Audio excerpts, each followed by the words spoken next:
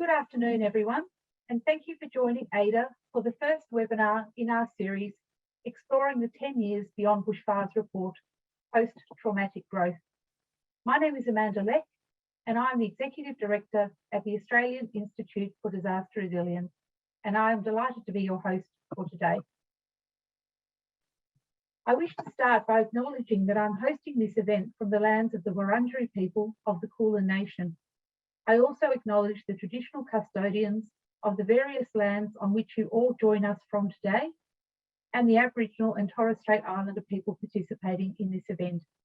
I pay my respects to elders past, present, and emerging, and celebrate the diversity of Aboriginal peoples and their ongoing cultures and connections to the lands and waters across Australia. I will introduce our speakers shortly, but before I do, just a few housekeeping matters to go through with you all. Today's event will be recorded and made available after the event.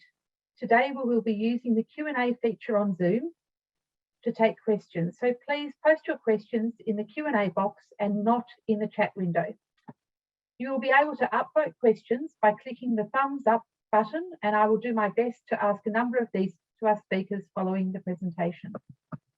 I encourage you to use the chat window to share any thoughts or reflections during the presentations, and just a reminder that you will need to select all panellists and attendees in the drop-down menu for everyone attending to be able to view your messages.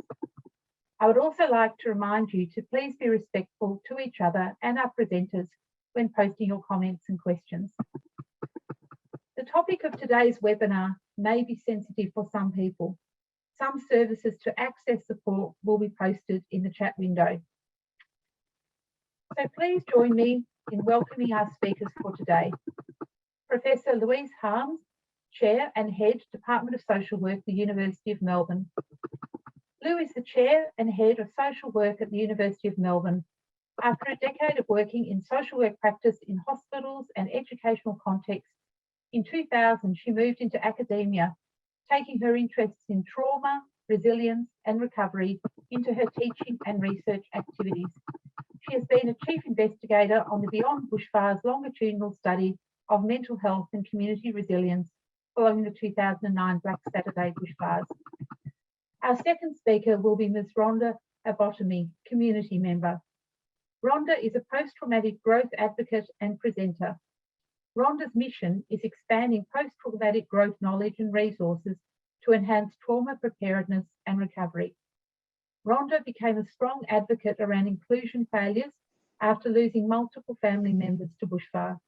She has been a Victorian Bushfires Royal Commission witness, a VBRRA Bushfire Bereaved Advisory Group volunteer, and worked in the University of Melbourne interdisciplinary research team who investigated post-traumatic growth after Black Saturday. So over to you, Lou. Thanks so much, Amanda, and for this opportunity to talk with you all today, really around this extended focus on post-traumatic growth, both from our Beyond Bushfires study and also this smaller study with Rhonda that I'll talk about. As I begin, I want to acknowledge that I'm working and living on Wurundjeri land and pay my respects to the elders past and present, and to pay my respects to any Indigenous colleagues joining us here today. And I also want to pay my respects to all of you for joining this conversation and acknowledge the work you do in supporting good recoveries post-disaster. And in that sense, supporting the post-traumatic growth efforts, I hope, that will resonate with you today. So next slide shows that this deep dive comes from two directions. Firstly is to pick up from our recent 10-year launch of the Beyond Bushfires Report, where we touched on the topic of post-traumatic growth, and to pick up from that study over the 5-year mark and the 10-year mark, some of the key findings that we've found from that larger study, population study in relation to post-traumatic growth. And in that study, we've used very standardised instruments for post-traumatic growth measures. I'm just going to wipe my eyes because I've got Zoom fatigue happening today, excuse me. The second study that I'm going to draw on, and the one that Rhonda's really going to focus in deeply, is in this next slide. That was really a study that sat alongside our Beyond Bushfires study to look in depth with 20 people at their experiences of post-traumatic growth specifically.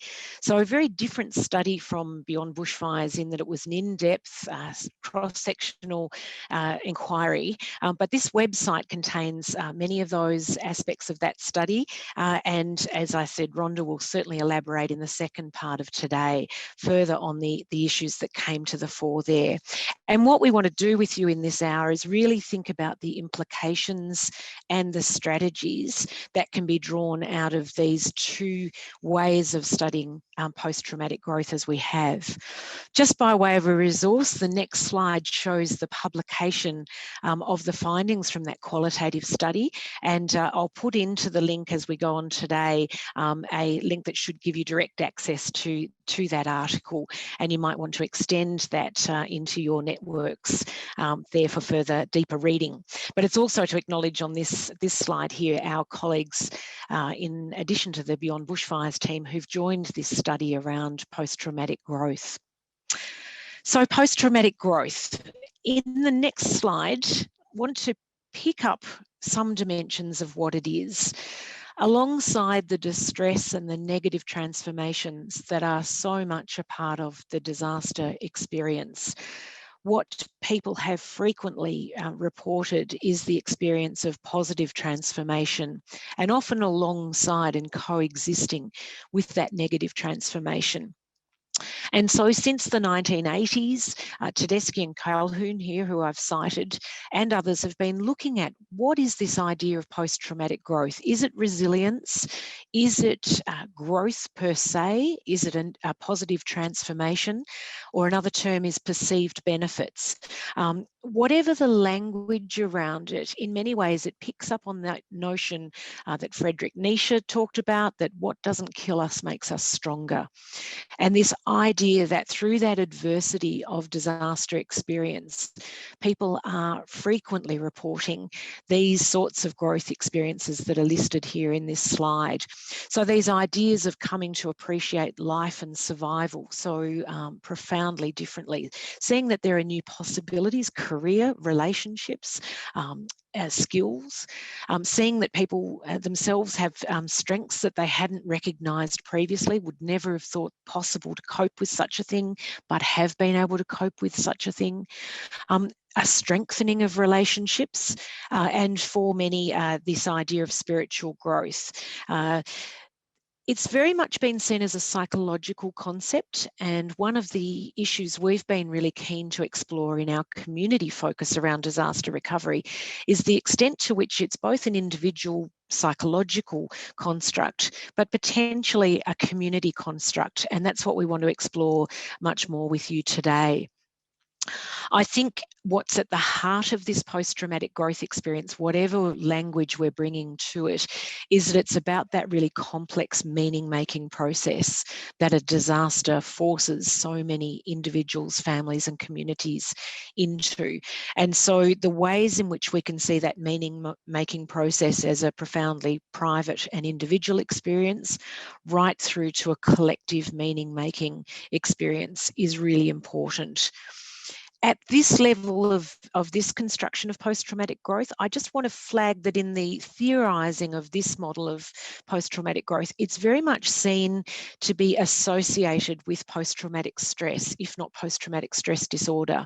So there's a really persistent finding in studies of PTG and PTSD of a small positive association. So where negative distress is alive and causing distress for people, so too seems to be this growth element. And so the theory is that this is a rumination element, a psychological rumination element at an individual level to make sense of what has occurred. And some argue that resilience then is the absence of reporting post-traumatic growth. So I just put that out there as something we can come back to in the questions, because it raises the question of what are we supporting when we're trying to support post-traumatic growth strategies. Very briefly then, I'll flag some of the findings from our research perspective, and then perhaps most importantly, Rhonda will bring that alive much more through the lens of her own experience and of the participants in that qualitative study. So the next slide here shows that in that smaller scale study, we did look at those dimensions that are well known around post-traumatic growth and found that there was frequent and strong reporting of the experience of those 5 dimensions of post-traumatic growth. But most importantly, we found on the right-hand side these much more psychosocial connections with post-traumatic growth. So very much the interconnection that people reported growth when there was connection, skill development or reactivation, and creative engagement. And again, as I say, Rhonda will bring that alive. But these ideas that post-traumatic growth is so important in recovery experience has informed the ability of us to include in the 5-year and 10-year follow-up in Beyond Bushfires some measures, these measures of post-traumatic growth. And so I'll turn to those now to just pick up not only what we've found, but what we're finding in this ongoing analysis. We didn't have a baseline measure in our first wave of analysis here at 2 to 3 years. So we picked up post-traumatic growth at 5 years and 10 years and found that actually those mean scores remain stable over time. So it seems that people had reached that level of post-traumatic growth, which was small to moderate at that 5-year mark, and retained that at 10 years. So just important to hold that in light of the issues that I just raised around when that might resolve. As I reported our 10 years launch, we did find that association that other studies have found between post-traumatic growth being associated with post-traumatic stress disorder. And so that activation of trauma seems very much to be part of the picture here in this study, but it wasn't associated with those other ongoing mental health difficulties of depression and serious mental illness, nor was it associated with resilience, which is where people are reporting an ability to change.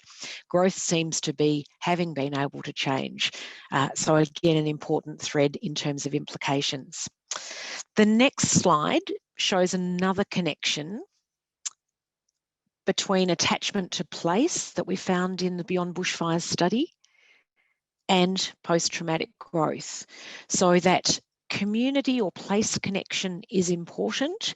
And I think Rhonda will highlight really importantly, when place isn't the common element of a disaster, how do we think about post-traumatic growth in that, given that we have found this kind of association with the restoration of place and the restoration of meaning and the experience of growth.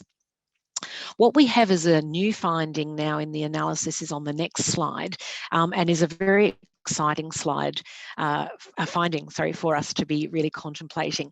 So not only in Beyond Bushfires have we looked at the individual scores there at the 5 and 10 year mark and found those relatively stable. What we're finding is that there's actually a community level experience of post-traumatic growth being reported. And this is a lift, I think, that picks up the work from our qualitative study, that it is about engagement and community connectedness. And we're seeing this here, that levels of post-traumatic growth may not only just vary between individuals and be an individual construct in that sense, but that we're seeing about 10% of the variance accounted for in communities here with post-traumatic growth.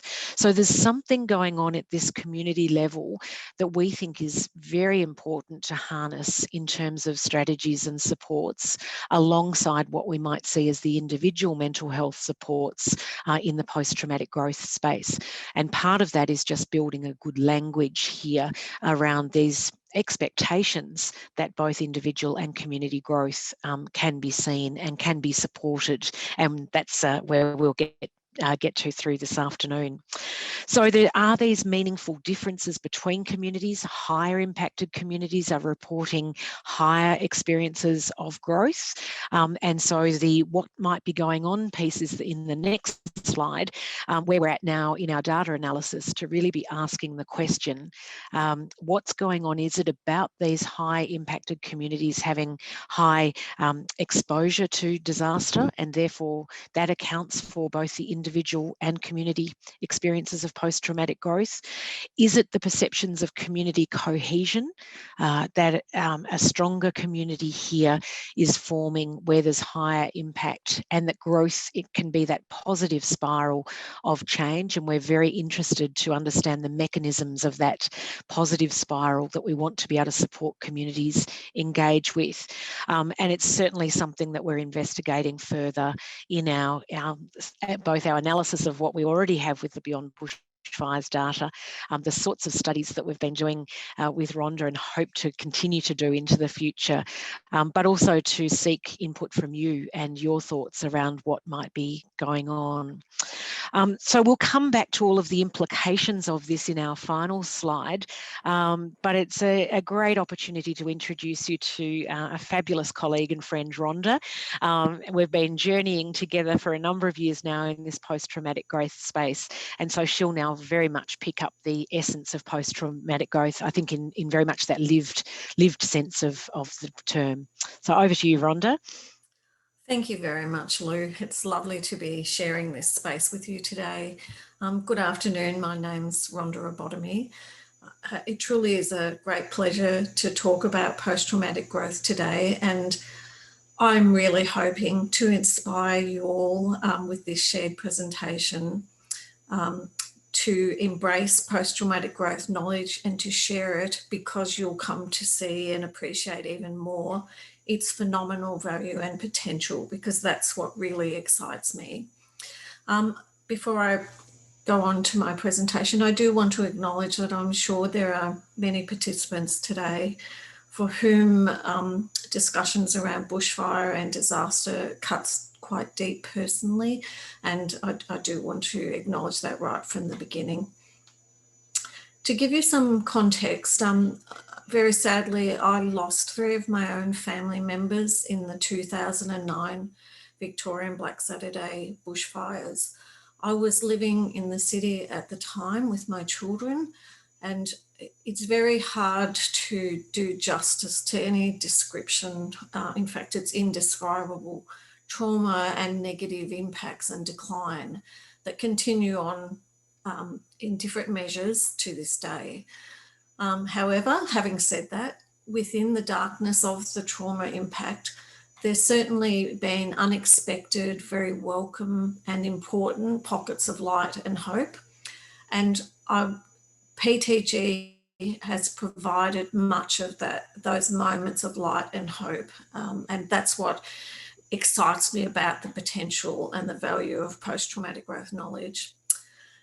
Just to give a bit more context and to speak back to some of the points that Lou was making. Sadly, 5 months after the fires happened, a recovery worker, in amongst everything that was going on, and it was only shortly after having received back, from the coroner, our people to proceed with our funerals, this worker said to me, "I'm sorry, Rhonda, but you don't meet the criteria of being directly affected by the Black Saturday bushfires, because I had the wrong postcode." It was shocking and confronting and traumatizing to discover that the disaster policy at that time was so profoundly place and event centric that was one of the outcomes. Now, I myself and a lot of others did a lot of advocacy around this very issue, and but it's an important point when it comes to matters of post-traumatic growth too, and about who are we thinking about that this applies to. I also want to make another point about how much language matters and how much it can help and do harm. For example, Black Saturday is not exclusively a natural disaster. It involved arson, so it had man-made components, and very sadly, the deaths of my family members were at the hands of the Black Saturday bushfire arsonist who's convicted of killing 10 people, and he's one of Victoria's largest mass killers. So the language of exclusion is to call Black Saturday not just, but only a natural disaster when in fact it wasn't. Of course, the fires shattered my world and the world of my parents and siblings and our collective children. And again, I'm raising this just because there's helpful information within it. That group of parents, siblings and our children, so quite an immediate extended family, numbered 31 people. 14 of the children were under 18 years old at the time of the fires, and a few of them were preschoolers. So a large cohort of school-age children. And there were 7 young adults, all in their 20s.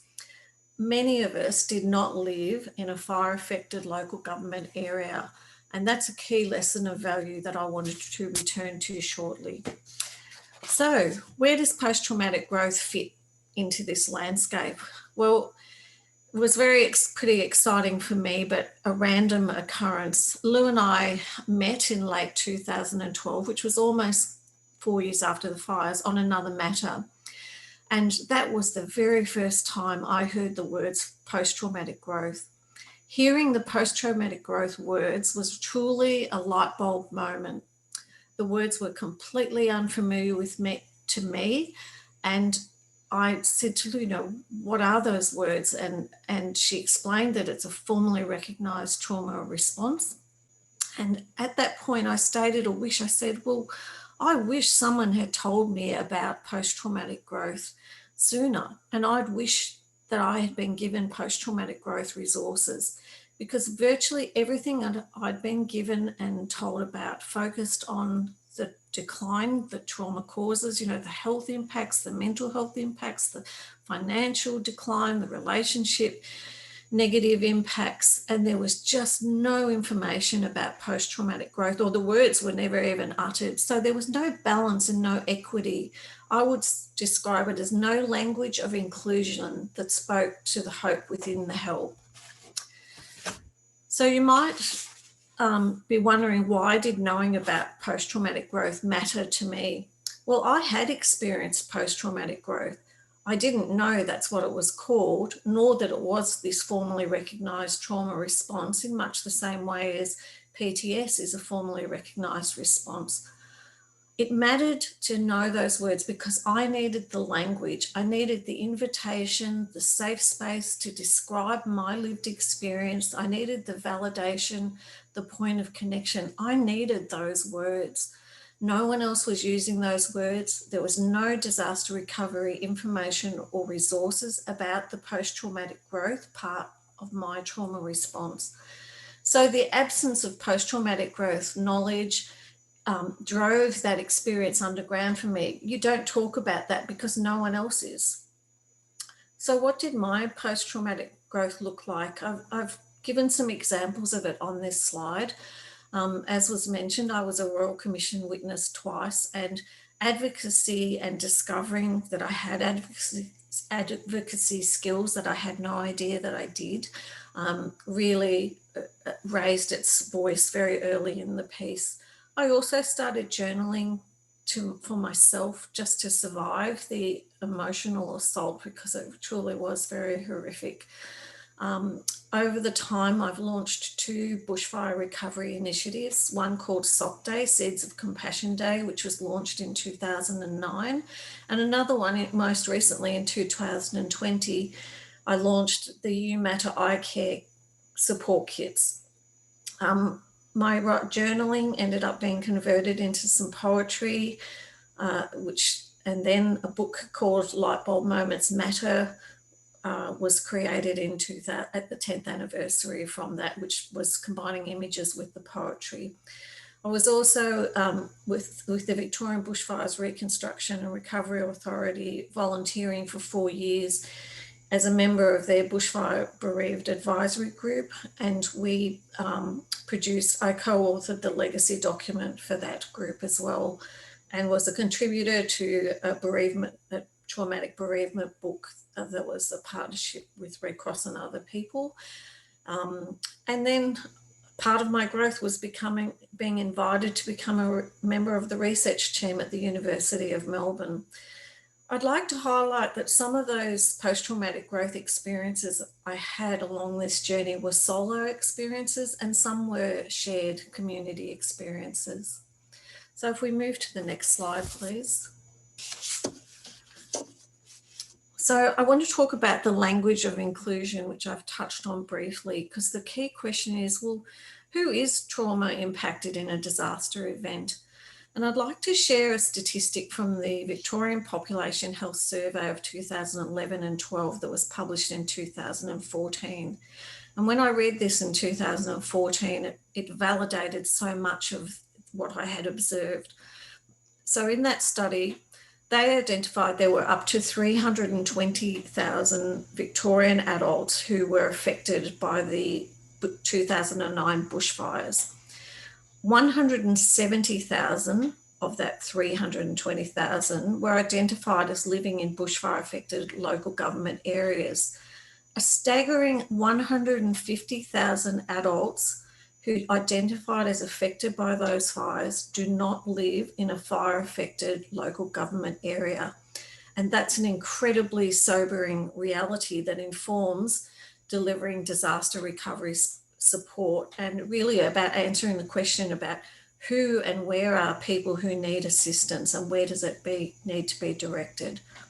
I have honestly spent a great deal of the last 12 years advocating for more inclusive and equitable disaster response language, policies and practices for all the involved people from disasters, whether they're individuals, workers or volunteers, and regardless of their personal postcode.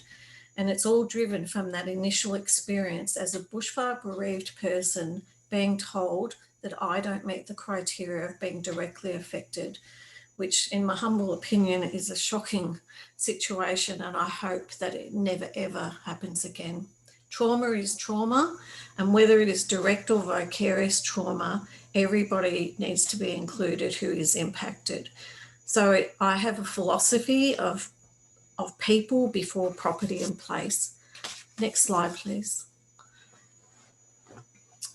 One of the most important elements of post-traumatic growth conversations, in my opinion, is respecting and acknowledging the context. You have to start by acknowledging the hard. During our interview process, this very respectful and inclusive starting point, I think, was the driving force between how successful our research interviews were. An acknowledgement was captured quite well by some of the participants who said, one of them said, one thing that we've learned from the fires, because everyone was so broken, was to come together. And another stated how they were not grateful for the fires, so directly acknowledging no one would wish for this. But that person went on to say, but I am grateful not only for the opportunity to grow, but for the safe environment in which to do that. One of the most powerful interview moments for me was when one of the interview participants, who was an older male farmer, at the end of what was almost a 3-hour interview where he just shared and shared and shared, he said to me, "You are the first person I have really spoken to about the fires in 5 years." And I just got goosebumps all over my body because it was such a profound moment.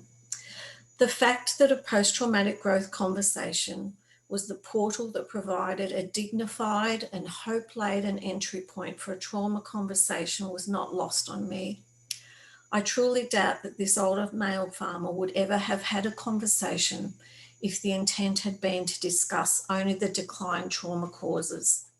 And this reveals the opportunity that post-traumatic growth can provide to open the door that helps facilitate trauma conversations. Next slide, please. Thank you. A range of themes emerged from the post-traumatic accounts that were shared by the research participants. Many of the slides I'm using today are direct quotes and images from the research and images from an exhibition of canvases that we created to share as a post-traumatic growth resource. I've grouped the following sections around some of the common themes that came out around community projects and creative expression, skills and knowledge enhancement, relationships and time. Next slide, thank you. Many participants spoke of projects and creative expression as their PTG examples. It was absolutely amazing. One person involved with the tree project went as far as saying, "This project saved my life. The reason I'm happy and healthy and able to talk to people today is because of this project and the growth it allowed me to find." In all honesty, that person has just captured and snapshotted the entire reason why post-traumatic growth knowledge has so much potential. A lady from a Stitch and Chat ladies group in one of the recovery regions where the fires hit had joined an embroidery class, and it was incredibly powerful when she sent me a small image of her embroidered name tag, and she said, "I felt that I'd lost my identity and somehow embroidering my name made me feel I still existed." You just cannot underestimate the value of those community projects. Someone else was involved in creating a book that captured all the really critical information and knowledge held by the community. A men's shed was developed, and as the person said, we would never have had a men's shed had it not been for the fires, and he could identify this as part of their post-traumatic growth. There's been numerous other community projects, the Pans on Fire, the Chook project, the letterbox project of mosaicing the letterbox. Many of you would be familiar with these. Groups like the Firefoxes, many women's and men's groups, the Children's Choir, and then the broader Australian community that made and donated quilts and the Teacup Project, for example. Next slide, please. Skills and knowledge was another common theme that came up, and there was so much conversation around enhanced skills and knowledge and either the acquisition of new skills or the reacquaintance and reinvigoration of old skills and knowledge, with this deepening sense of self, of satisfaction, of having another wisdom. And not only was it an individual growth, but also this growth of community skills and knowledge building. Mental health came up a number of times through a number of participants as a capacity building journey that they had because of the fires. They actually identified it as a post-traumatic growth element, with destigmatization of mental health conversations. Ironically, one person said post-traumatic growth was a new stigma, and they didn't feel so enabled to talk about post-traumatic growth because no one used the words and they never heard of it anywhere. Next slide, please. Post-traumatic growth accounts also spoke to enhanced relationships. This included relationships with self and growing confidence, for example, people who changed careers because of it, growth within families, couples growth.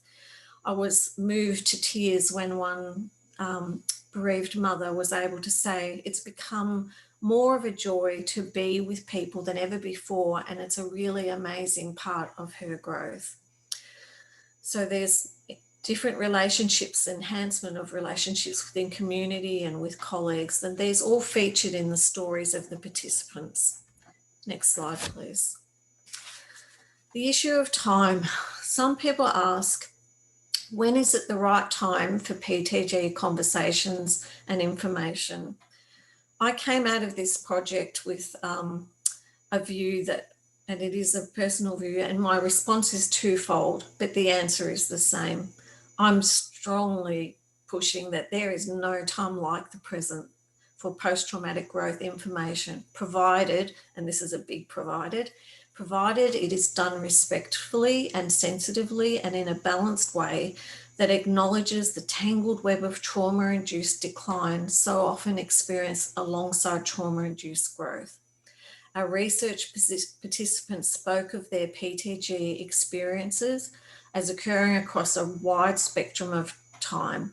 This ranged from one man saying it started for him in the first 48 hours when he was at the point of rescue, to another person, our youngest adult participant, who had experienced some PTG, but commented, "I think one of the big growth periods is yet to come."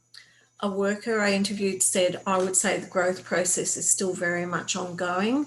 And another said, I think the growth came not in the first years, but in the latter part. And another person said, it's been an amazing journey and we are still on it. Without a doubt, I would advocate that it is best and easiest to learn something new when you're not in the middle of traumatic experience.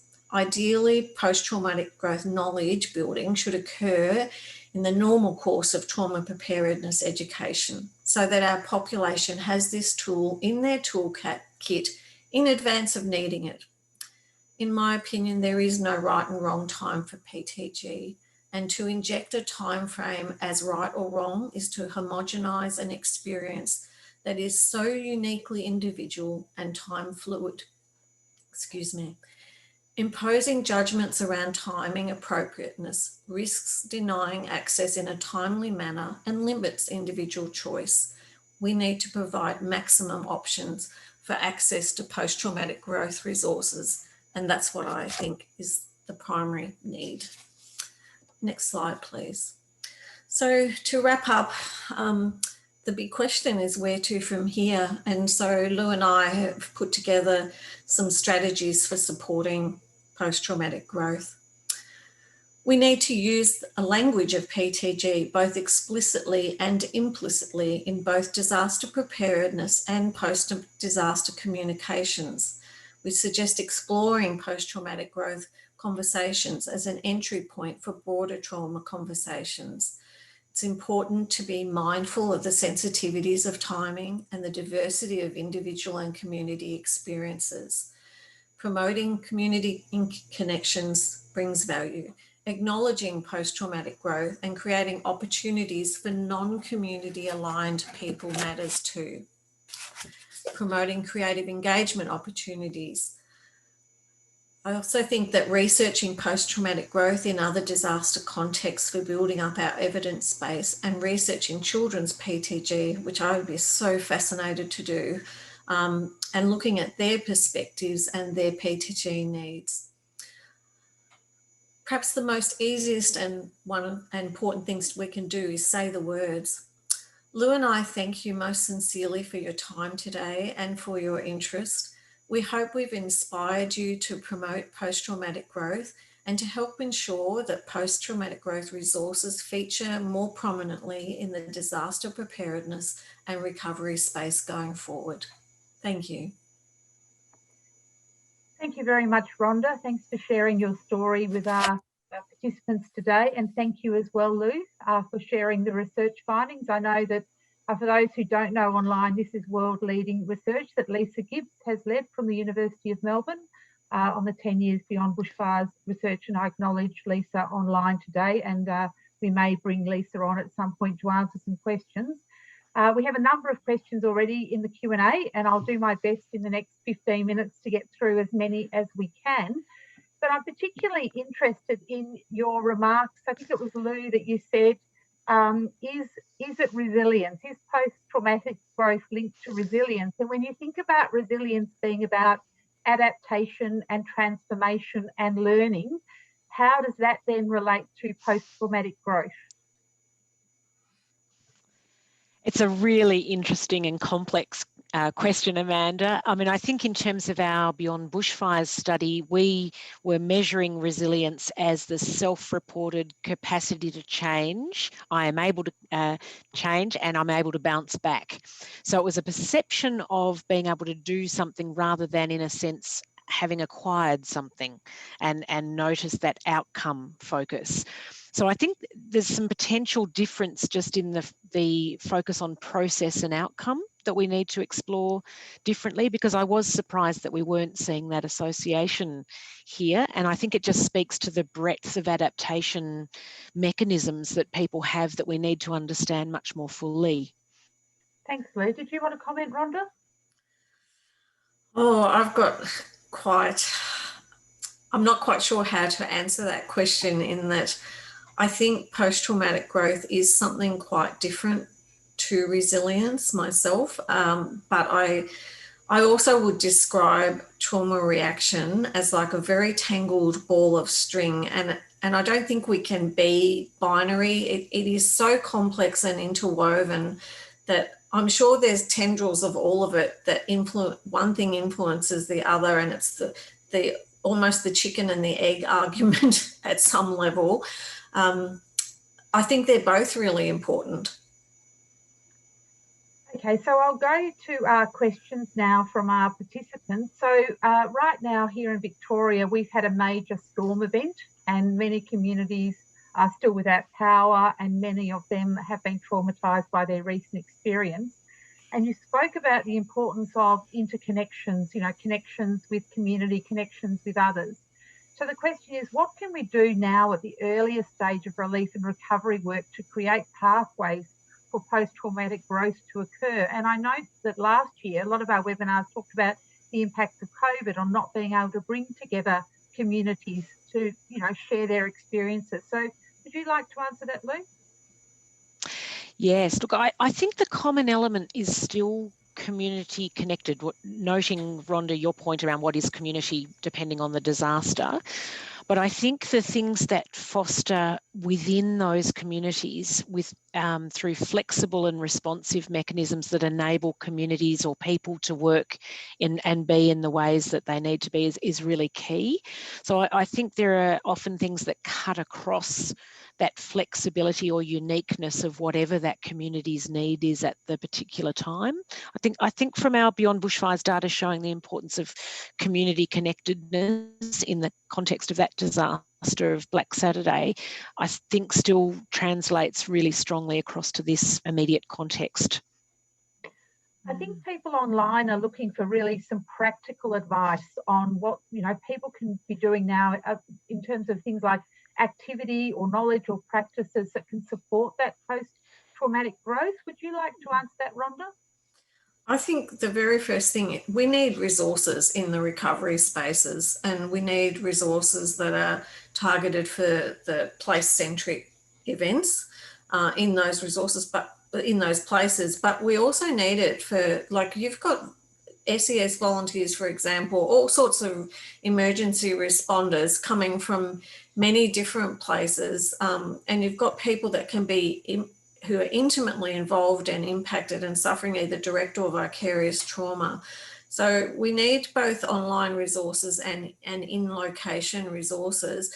And as simple as, like, you'll have a relief and recovery centre, it'll have pamphlets on PTSD, it'll have, or PTS, there'll be pamphlets on the financial risks and the relationship risks. And I'm probably almost bet my house on it, you wouldn't find a pamphlet on post-traumatic growth. That's what we need. And we need people using the words, because I hope I was able to convey that by never hearing the words, it creates almost a stigma and a shame around people. It makes people more hesitant to go, well, actually, hands up, I'm having all this decline, but I'm also having growth as well. And I think some of the things you both spoke to about the importance of creative recovery, and I know of the work of the Creative Recovery Network, for example, sometimes these are seen as almost nice to do or after the fact activities, but what your sort of research is showing is that they're really core to what needs to occur. Would you say that, Lou? Yeah, absolutely, Amanda. I think they connect all the dots on the factors that we know support post-traumatic growth. In that they bring people together, they activate or reactivate skills, and they bring a creative engagement that leads to some outcome or output or visibility of something, whether that's a poem that then exists or the tree and the various things that are there then for others to also see and respond to. So there's that positive spiral, I think, that can come through that creative engagement, and it's just such an important, if we want to call it a mental health recovery resource, it's such an important community resource and capacity builder that we need to understand and support that work so much more strongly in mental health recovery. I think one of you, and it may have been you, Rhonda, spoke about non-community aligned people. The participants say they haven't heard that term before. Is that something that's come out of the research?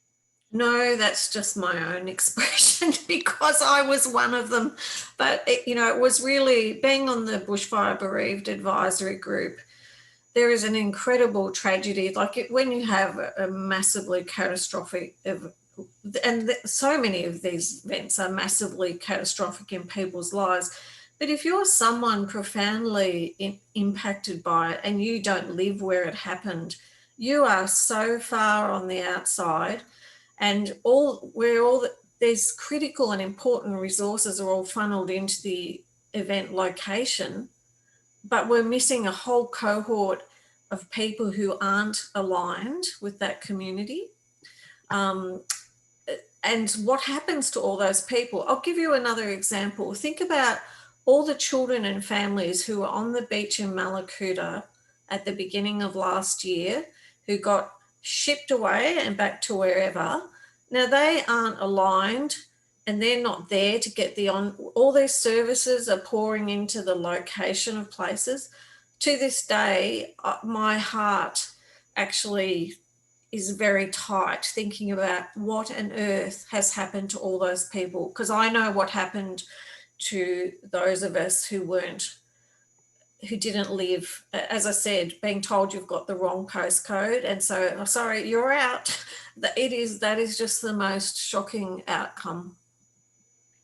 So how do we embed post-traumatic growth strategies within our disaster and recovery arrangements and efforts? How do we make sure at a policy level that, these considerations are being put into place? We've got to make sure those words are used in the policy, and there needs to be greater emphasis and effort put on building up an evidence base, because I understand everything, it ain't going to get in there if it hasn't got an evidence base. But we need to start embracing the potential and the value of post-traumatic growth. That's the thing that I think will get it into policy space, because suddenly there'll be a recognition that this is really valuable. Would you like to comment, Lou, on the work that you're doing with the Melbourne University team about advocating for policy reform in this area? Yeah, look, I think that's been why it's been so important to bring it into the Beyond Bushfires study and work with partners at EMV and Red Cross, and to be getting this as part of the expectation and thinking in our preparedness influence and post-disaster recovery efforts. So I think it's starting to get in there, and I think, as you're saying, Rhonda, though, it's the evidence, growing the evidence base also, and I guess across other disaster contexts as well. So COVID has presented such a different kind of disaster, and yet in many ways I think has actually thrown up so many unique ways to build post-traumatic growth, because we've been able to overcome we've had to overcome place-based experience and work much more virtually, and so new communities have formed in all sorts of creative ways there too. So I think it's researching the lived experience, researching the interventions, and then that translation into policy it's just such a critical pathway. Rhonda? And I want to add, I think the education space is such a beautiful entry point as well, because this is about equipping our population with this awesome tool in their toolkit for life, because we all face different traumas throughout life, and just having that tucked away in the back of the filing cabinet, hopefully to be never used, but if you need it and you've learnt the words as a young person coming through, even if it started in our VCE programs and I think it's year 5, 8 and VCE where bushfire comes in, but it's, for me, there's a beautiful fit. Thanks, Rhonda. And I think I will reflect that Ada runs the Education for Young People program around disaster resilience education, and there's an Australian curriculum review underway at the moment.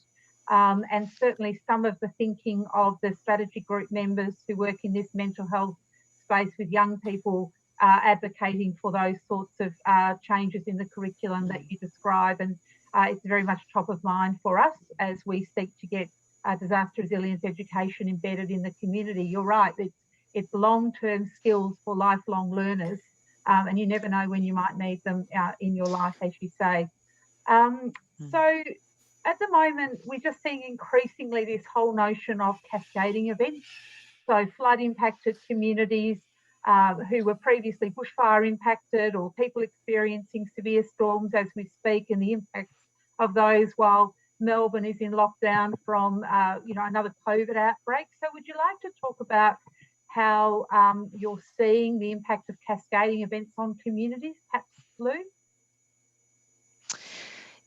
Look, it's an anecdotal view in that sense because it's not an evidence-based one at this stage. I think there's a cumulative wear and tear that is just so understandable there that an exhaustion factor is just there across the community, that we have to understand very, very differently, because most of our research is based on single event and a process of recovery, whereas here, as you say, we've got this cascading impact. So I think it calls for our responses around post-traumatic growth and mental health support generally to be even more robust and real. I think there's got to be an absolute authenticity, not just an expectation of resilience and growth.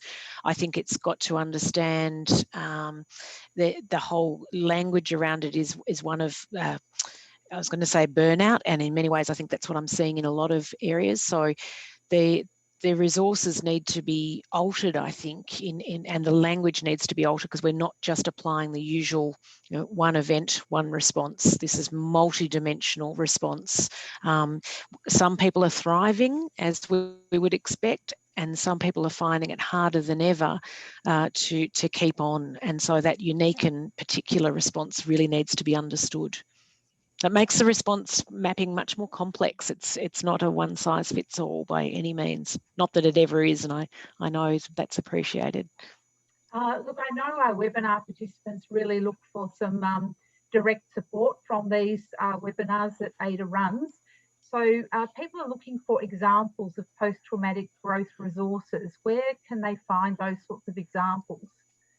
Rhonda, did you want to? Sorry. Yes, good luck with that. I'm sorry, I don't mean to sound facetious, but it's why 12 years after the fires, I am so passionate. So one of them is the resource that we created in our, through our research study of post-traumatic growth, is as modest and humble as it was, but it's the posttraumagrowth.net website, which just gives some examples based on quotes and images drawn directly from what the research participants contributed of what post-traumatic growth looked like to them.